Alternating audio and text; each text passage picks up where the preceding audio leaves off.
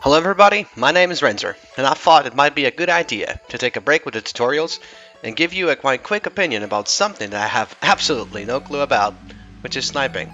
Now I'm going to be the first person to admit that I'm no sniper, and to be honest I can't see myself filling in that role for a longer period of time. My mindset is just too aggressive. Nevertheless, I play classes that require other ways of thinking to get a different point of view on the game and to gain a deeper understanding on how to evade incoming danger. By playing Infiltrator, I think I have obtained more knowledge on how not to present myself as a target, and I guess I can predict enemy snipers with more comfort now. Becoming a backscene player from a frontline heavy or light assault has been a very interesting experience for me, and I think that all players who play the game like I do should try to get out of the comfort zone from time to time.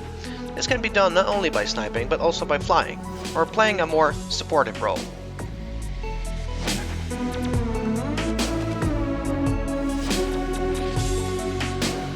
Now before we get too deep into the video, I'd like to point out that this is no tutorial, as I think I'm way behind in this topic to be giving anybody any interesting feedback.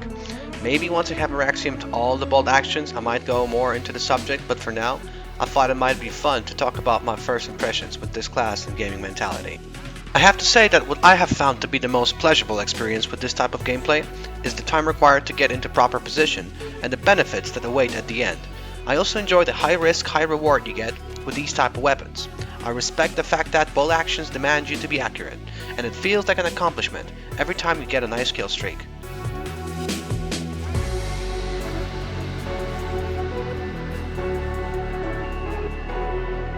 So let's now move on to the Railjack. I have acquired this weapon not long ago, and have fallen in love with it, and I think I know why. This weapon might not be suitable for a ripe sniper, but it is so user-friendly with newbies, picking it up feels like butter. Everybody complains about the 0.2 second spin-up every round takes after you press fire. But I think this obvious problem brings some benefits as well. First of all, the Railjack's velocity is crazy, and I have never had to lead more than 1 mil that up in a regular fight. And I think that the maximum render distance required me to pull up the weapon less than 1.5 mils. This can be a benefit for people who don't yet know how to compensate for bullet drop well. Now before we talk more about the spin-up time and why I think it sometimes can be helpful, I want to show you something fun. Like I said, I'm no sniper, and I don't think I'll ever be, but from time to time all the planets align and all that jazz, and things like this happen. And with this comes some serious hate. Check it out. I'm switching to 4x. See this guy? Remember the name. He's gonna make a man out of himself very shortly. User in your channel timed out. Cheat more, you Ebola motherfucking cheat more. Lucky I recorded that, you poison motherfucker. Nice.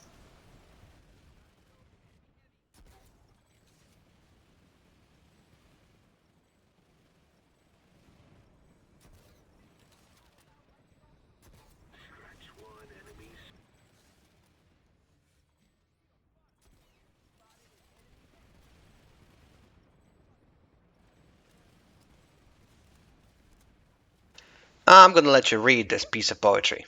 Please enjoy.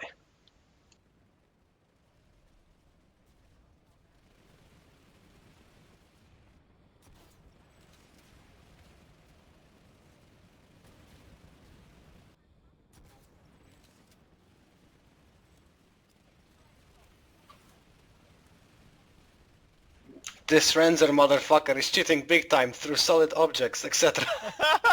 Wonderful.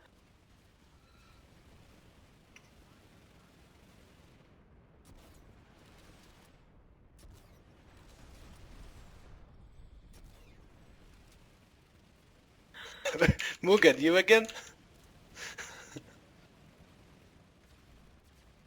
You report People, yeah. Wonderful. User joined Report your this. channel. I just got Mugen again. Oh, this can end well. Yeah, some more mandatory reading for you there. Please enjoy again. I got Mugen again. Railjack needs a specific strategy. And off you go this time to a death. You're banned in no time. Low shit.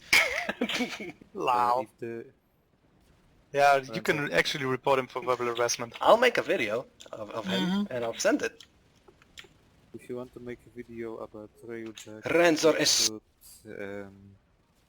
you could read what I suck. how Wait, I wait, wait. describe This it Renzo in is a the sucking PlanetSide. cheater.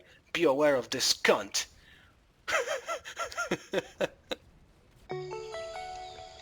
Yeah, so that made my day. Anyway, man, if you're watching this, no hard feelings. Maybe you had a bad day or something.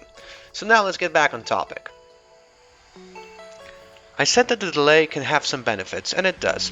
It is connected with something called muscle fletching, and it happens when people allow too much emotion to get into their game. What I mean is that people have a tendency to use more muscles of their mouse hand than they need when they press a button.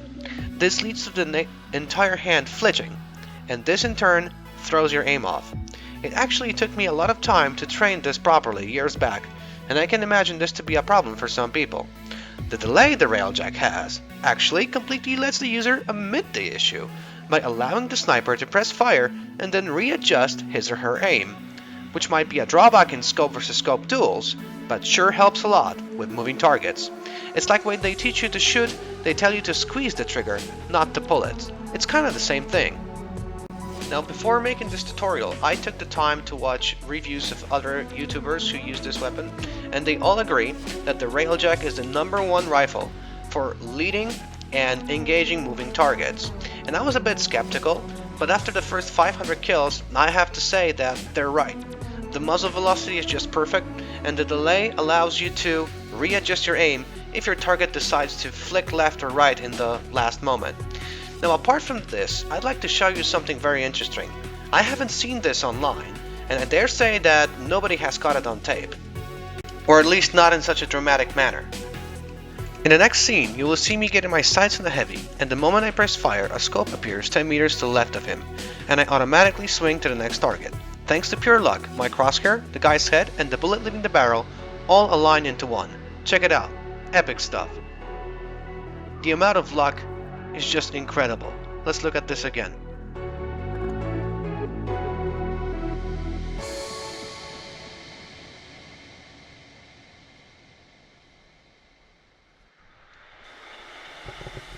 I aim, I press fire, and I flick. Talk about lucky. Thanks a lot for watching, and I hope to see you both on stream and in-game. Renzer out.